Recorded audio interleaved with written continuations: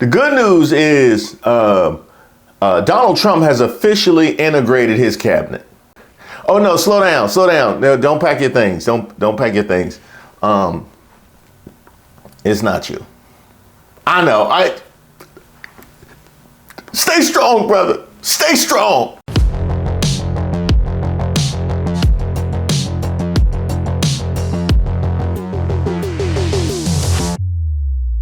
Hey, welcome to all of our new subscribers and members here on the channel.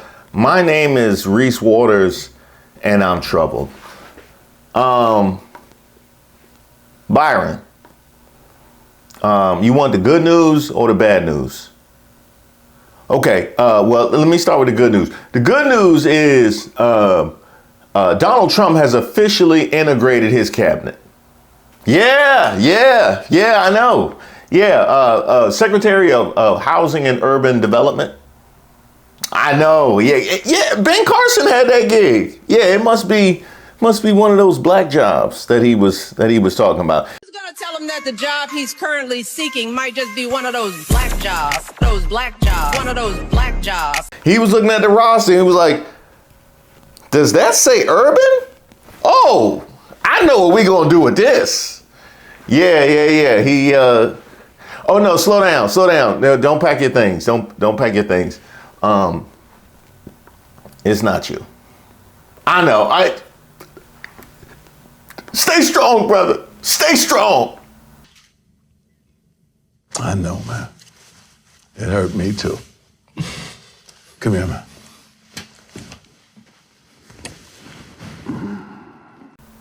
Yeah, former NFL player Scott Turner. This is the greatest team. I've been able to play on a lot of teams. San Diego, Washington, Denver. I don't have any memory of that. I don't have it. And Broncos fans, y'all remember that? Y'all remember that? Chargers fans, y'all? I went with Chargers because I have less opportunity to use the Chargers because obviously I use DC jerseys a lot and Lauren Boebert stay acting up. So I went with Chargers for this one. But this is the greatest team because we have the opportunity to make a generational impact. Us together. See, revitalization doesn't have a color. Byron, stay strong, man. And you know what? I'll be honest, man. It gets worse than that because not only did he go to a brother that wasn't you, he also been picking Florida men and Florida women like they getting social services. Like it seems like Donald Trump just been walking the streets outside Mar-a-Lago and just offering cabinet positions like he's at deja vu. Like he just throwing them up in the air all over Florida and somehow never managed to land on you. It's I don't know what to tell you, man. I don't know what to tell you. What I can say is that it makes your attempted clapback on Al Sharpton look even worse. We should ask Donald Trump. You talked about black men would be with you. Where's a black man being nominated by you for your cabinet? Has anyone noticed there's no black that has been nominated on his cabinet? That needs to be raised. Reverend Al Sharpton criticizing President-elect Donald Trump for not nominating an African-American member for any cabinet position, I should say, yet. There are some spots to fill. Now, to be clear, he has picked some diverse candidates to be part of his overall team and also in his cabinet. But again, as of now, there's yet to be a black American picked for a cabinet-level slot. Joining me now, one of Trump's top allies on the Hill, Republican Congressman Byron Donalds. You gotta love that smile. That immediately accompanies the whole wall of white faces. I mean, you gotta love that smile. If you could have put that wall in the monitor behind him as he does his Beijing cheese, that would have just been, perfectly meme worthy. You have been a very vocal and effective surrogate for Trump and for his campaign and, frankly, the Republican Party. What is your response to this criticism? I think it's criticism where people are upset that they still lost this election. And so if you were going to ask Reverend Al or anybody else in the Democrat Party, they're still licking their wounds about the fact that this did not work out the way that they thought it was going to. Okay, you know what? I'm going to start off being more magnanimous than than you have ever been. And I'm going to say there probably is an aspect of people still mad about losing the election. Absolutely, yeah, sure. When does legitimate criticism kick in and you just saying you mad you lost the election in? Because you guys have lost elections recently. That is actually why Biden is still in office. So what era of y'all's criticism of what the Democrats were doing can be chalked up to y'all just mad y'all lost the election? I'm just trying to figure it out retroactively and moving forward. Like when do we start taking them as legitimate criticisms and not you mad you lost the election? Just let me know. Yeah, get back to me. That being said, Donald Trump's cabinet is about people who are going to implement his agenda. And he's not done, by the way. You have Susie Wiles, the first woman ever to serve as chief of staff. You have Marco Rubio, a Cuban American who's going to serve as Secretary of State, representing America across the globe when it comes to foreign policy. You have Tulsi Gabbard going to be at DNI. Wow, even fully caped up, Byron Donalds couldn't defend the Tulsi Gabbard pick. even fully caped up. And I think his defense of Marco Rubio is that he was Cuban. By the way, while we're talking Tulsi Gabbard, apparently when the leopards ate Nikki Haley's face, they didn't finish. So now she's defended Russia, she's defended Syria, she's defended Iran, and she's defended China.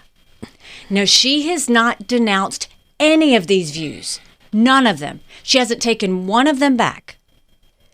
DNI, Department of National Intelligence, this is not a place for a Russian, Iranian, Syrian, Chinese sympathizer. DNI has to analyze real threats. Are we comfortable with someone like that at the top of our national intelligence agencies? So many others that are coming, and there's still slots to be filled. So I think everybody needs to pump the brakes and just wait and see what happens. Do you think Democrats are putting form over substance? Absolutely. Look, even if you look at how the Democrats filled the Joe Biden cabinet, they wanted to have a piece of every identity, but did they get the job done? Did they actually serve the interest of the American people? Because here's what I know. Whether you black or Hispanic, if the border is unsecure, Alejandro Mayorkas, if the border is unsecure, does that help people in their everyday lives? No, it does not. And so what Donald Trump's election is about is bringing competency and reality back to D.C. in the White House, making sure that the job gets done on behalf of the American people, regardless of their race, regardless of their religion, regardless of their creed. Okay, now that justification would work as long as you assert that there are no qualified people that are diverse that could serve in those roles. Is that what you're saying, Byron Donalds? Because that would kind of dovetail with the accusations of DEI for anybody who fails the brown paper bag test. That actually would work and be very consistent with how we got to this point. I'm just trying to confirm that's where you at. Do you think that the current cabinet picks reflect the most competent implementers of Trump's policy across the board? 100%. Because you have no pause for any of the people who are being raised, including some who are more controversial figures who've gotten a lot of the oxygen out of the room. Obviously, Matt Gaetz, a centerpiece of criticism because of the allegations. Right. But you don't have any pause about anyone who's been chosen? No, I don't, because either I know them directly or I've gotten a chance to know them throughout the last several months. All of them subscribe to everything that Donald Trump talked about on the campaign trail. They are mission-minded about getting the job done. Now, this was a piece of brilliance from Lara Coates. Now, were y'all the ones that were just trying to use Kamala Harris's loyalty to Joe Biden and her unwillingness to go on a truth social storm about how unfit he is against her, while you now turn around and vouch for every single member of the cabinet that he picked? That is the brilliance of Lara Coates. She just made him vouch for every single member that was nominated, including a Matt Gaetz who had to pull out of the nomination, and including a Pete Hegseth out here fighting off allegations like whack-a-mole. Very well done. Look at Robert F. Kennedy Jr. Robert F. Kennedy Jr. wants to make America healthy again. He wants to go after additives in our food that are here in the United States, but not in any other country around the globe. You have suburban mothers who want to see that happen for their children. You have people who've had to deal with all kind of other health abnormalities, and at the time, and now what they're dealing with is going to other doctors, finding other alternatives to address those health issues, finding out it's what they're ingesting every single day. He's going to address that. You have somebody like Tulsi Gabbard, who has not been a fan of forever wars, which, by the way, if you're a Republican or a Democrat, you've not been a fan of forever wars. She's going to be advising him when it comes to national intelligence. I'm sorry, was your compliment of Tulsi Gabbard that she's not a fan of forever wars, and then you follow that with nobody is a fan of forever wars? So that would just make her a human being then? Okay. All right. So you basically just did the political equivalent of the hotel that advertised they got hot water and sheets on the bed? There were many who speculated that based on the prominent role you played in this campaign and election, that your name would have skyrocketed to at least the front of the line. We are several cabinet picks in. Are you not surprised that you have not been named? Have you had a conversation about being a part of the administration at all? All I will say is I am not surprised that I have not been named. Hey, at least he's paying attention. at least his eyes have been open, because I can't imagine having been as close to Trump and MAGA as he has been, that he could in any way be surprised. But that does not mean I'm not going to do other things in the future. Has he asked you? No, there's some other things that I'm looking at going forward. Like? I'm not going to talk about them now. We do this every time. We're not going to break news now, I would like Laura. to ask you, Governor We're not gonna break of news. Florida. Oh, I've been there before, and recently, right before I started my YouTube channel. Hey, Reese, what you doing? What you doing these days? Well, you know, I'm consulting it's a lot of things. I got a lot of possibilities. I got right now. A lot of people hit me up. Yeah, it's you know, just because I'm not on air right now, don't mean I won't be doing some things in the future, huh? Does it surprise me that I was? No, it doesn't. It doesn't surprise me. No, it doesn't surprise me. But you know, we're not gonna break news right now. You know, I'm not gonna break news right now. You just got follow. You can follow me at Reese Waters on all my. So I'll let you know. I would like to ask you, Governor We're not gonna break of news. Florida, Senator, perhaps if Marco Rubio is confirmed, or any of those spots enticing to you? We'll see what happens as things go forward. That is my favorite Byron Donalds rumor, is that he would take over as Senator Marco Rubio's seat. So you're not going to get one of the actual cabinet nominations, but when it comes to filling one of these spots that we feel like we need to hold, oh yeah, Byron, why don't you hold that down real quick? Why don't you hold that down? Basically, the equivalent of what you've been doing is support services. That is basically what you're operating in, support services. Not unlike Tim Scott, who you put in the NRSC to help hold the Senate majority. Support services. Do you have support for the name Lara Trump that's been circling around as a potential person who would step in if Senator Marco Rubio were to ascend to the role that he has been chosen for? So actually, I think Lara would do a great job as a U.S. Senator for Florida. I got a chance to really know her through the whole campaign process. Number one, excellent communicator, one of the best in our party. Number two, really knowledgeable about policy. Number three, her personal businesses that she's been involved in, different projects that she's done. She knows how to get things done, bring people around her to be successful. At the end of the day, you want to be a representative of the ideals of the state of Florida. Lara Trump is an example of that. Now, here's the part where we very in your face present our brand of nepotism and cronyism in violation of the meritocracy that the enemies of DEI say that they seek. Lara Trump. Yeah, the same Lara Trump who we put at the head of the RNC, which she was definitely qualified for. Let's go ahead and nominate her to fill a Senate seat. Yeah, that is the kind of meritocracy that we seek when we look to eradicate DEI. I believe Jasmine Crockett called it perfectly. Because the reality is that we have someone that is not qualified morally or otherwise to be president of the United States. So why would his appointments be qualified? These are people that have railed against diversity, equity, and inclusion, trying to say that diverse candidates are somehow not qualified. But the reality is that what they want to do is more of this, is put people that are not qualified in and say, well, you know what, because he's my homeboy, he is qualified. That's not enough. That is what the good old boy system has always been about. And it's why we have not ever reached our maximum potential, because we do take the real qualified people out of the running because they don't bend the knee or because culturally their background is a little different. Now, that being said, I would be remiss if I didn't say that we all owe a debt to Lara Trump, because without her bravery, we'd be out of luck. So you can't even deny. She's got something special.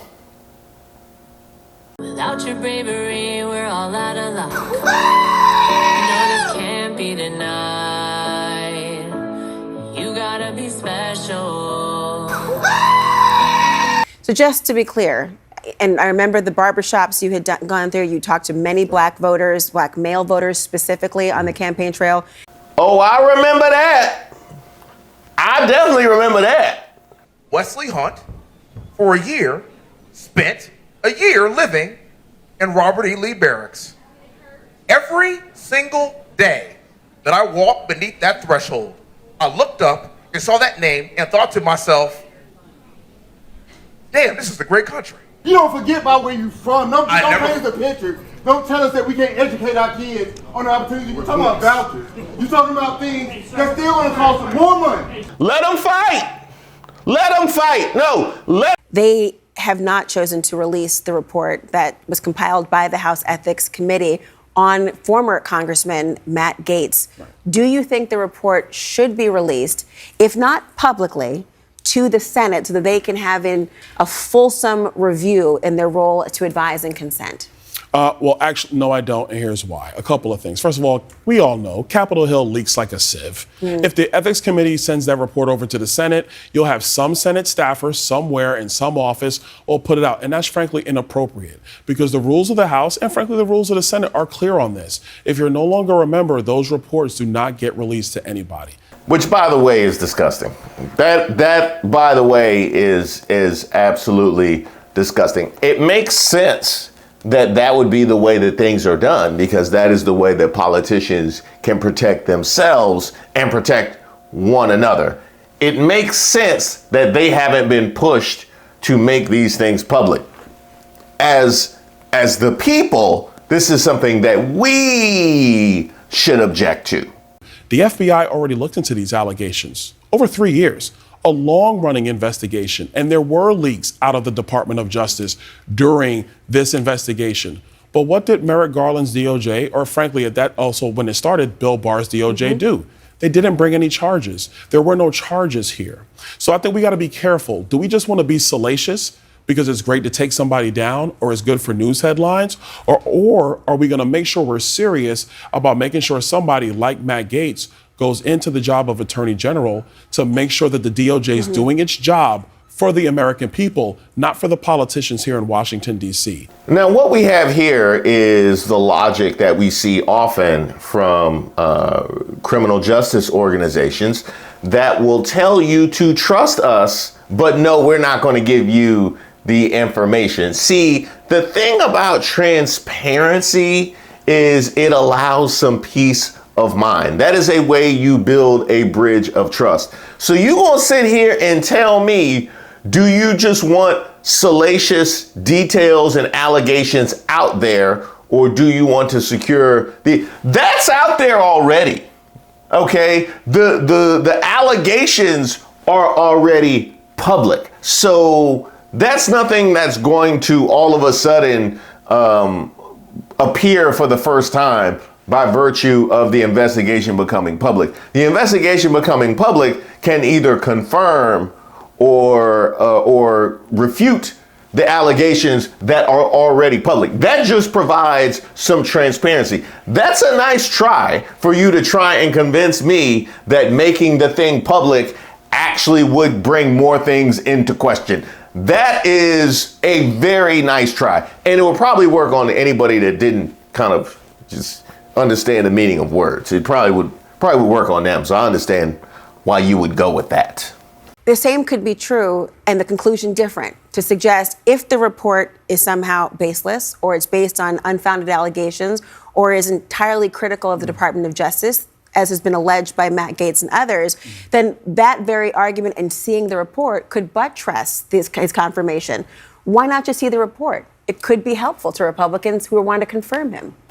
Thank you. Because I'm not going to be naive with you. Mm-hmm. We know the whole reason why some people are saying release it, mostly from the Democrat side of the aisle, because they're reeling because of the results of this election.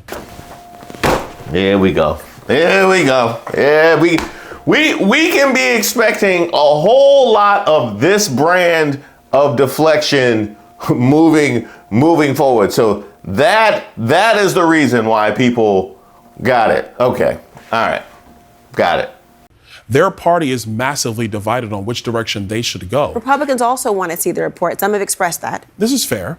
They did investigate this for 3 years. And to be fair to Matt, the investigation went through. A lot of stuff was leaked about this investigation. No charges were brought forward. So then what are we talking about now? Because if you compare a potential AG in Matt Gaetz versus the current AG in Merrick Garland, we do know that Merrick Garland weaponized the Justice Department. If he did a pretty sorry job. I can tell you that right now. If that's what you call it, then we could all object to that.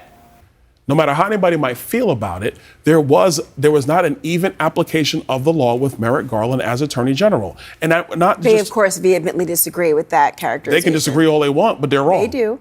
Now, Byron, I know you're taking this hard. Okay, I know you're taking this hard, especially considering that you really had qualified. You had met the qualifications to be the number one black friend.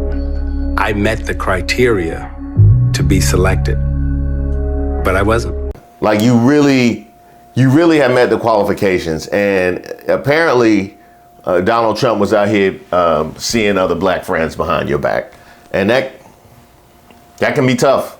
That can be tough. But on the bright side, just imagine how Tim Scott feels. Yes, they deserve to die, and I hope they burn in hell.